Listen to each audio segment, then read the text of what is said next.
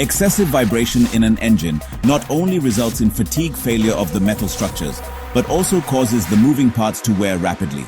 In some instances, excessive vibration is caused by a crankshaft that is not balanced.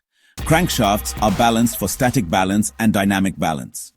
A crankshaft is statically balanced when the weight of the entire assembly of crank pins, crank cheeks, and counterweights is balanced around the axis of rotation.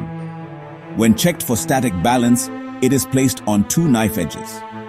If the shaft tends to turn toward any one position during the test, it is out of static balance.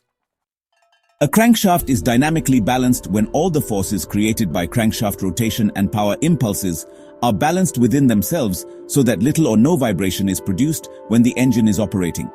To reduce vibration to a minimum during engine operation, dynamic dampers are incorporated on the crankshaft.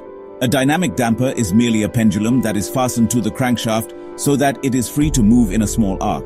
It is incorporated in the counterweight assembly. Some crankshafts incorporate two or more of these assemblies, each being attached to a different crank cheek. The distance the pendulum moves and, thus, its vibrating frequency corresponds to the frequency of the power impulses of the engine. When the vibration frequency of the crankshaft occurs, the pendulum oscillates out of time with the crankshaft vibration, thus reducing vibration to a minimum. The construction of the dynamic damper used in one engine consists of a movable slotted steel counterweight attached to the crank cheek. Two spool-shaped steel pins extend into the slot and pass through oversized holes in the counterweight and crank cheek. The difference in the diameter between the pins and the holes provides a pendulum effect.